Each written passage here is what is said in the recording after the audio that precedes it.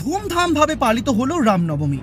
গোটা দেশের পাশাপাশি রাজ্য জুড়েও রামনবমী পালন করতে দেখা গিয়েছে শাসক দল থেকে শুরু করে বিরোধীদের। গদা, লাঠি থেকে তলোয়ার, একাধিক ধাতব অস্ত্র নিয়ে মিছিল করতে দেখা গিয়েছে রাম ভক্তদের। উল্লেখযোগ্যভাবে বিজেপি নেতাদের তরফেও এমন দৃশ্য দেখা দিয়েছে এ রাজ্যেই। সব মিলিয়ে শান্তিপূর্ণভাবে রামনবমী কেটে গেলেও উল্লেখযোগ্যভাবে বুলডোজার দেখা গিয়েছে পশ্চিম মেদিনীপুরের চন্দ্রকোনায়।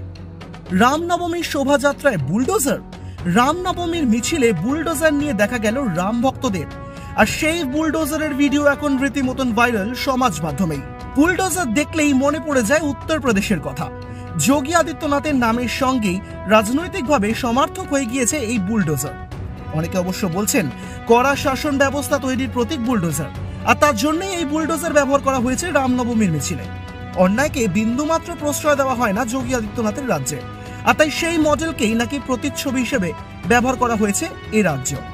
সমাজ মাধ্যমে এ নিয়ে প্রশ্ন উঠতে শুরু করেছে নেটিজেনদের মধ্যে। রামরাজ্যে কোথায় ব্যবহার করা হতো বুলডোজার, যে তার প্রতীক হিসেবে রামনবমীর মিছিলে পশ্চিমবঙ্গে এই বুলডোজার ব্যবহার করা হলো? শান্তিপূর্ণভাবে রামনবমী কাটলেও পরতে পরতে রাজনৈতিক খোঁচা রয়েই গিয়েছে রাজ্যের মাটিতে, এমনটা মনে করছেন রাজনৈতিক মহলের একাংশ। চন্দ্রকোনা এবার সাক্ষী থাকলো এমন এক ঘটনার যা এখন গোটা দেশে ছড়িয়ে পড়েছে। রামনবমীর মিছিলে যেখানে উত্তরপ্রদেশের যোগী আদিত্যনাথের প্রসঙ্গ উঠে এসেছে, সেটাই এখন আলোচ্য বিষয়। শান্তিপূর্ণভাবে রামনবমী পালিত হলেও অন্দরে কোথাও গিয়ে রাজনৈতিক ছোঁয়া রয়ে যাচ্ছে বলেই মনে করছে ওয়াকিবহাল মহলের একাংশ। ব্যুরো রিপোর্ট, এক ঝলকে মিডিয়া।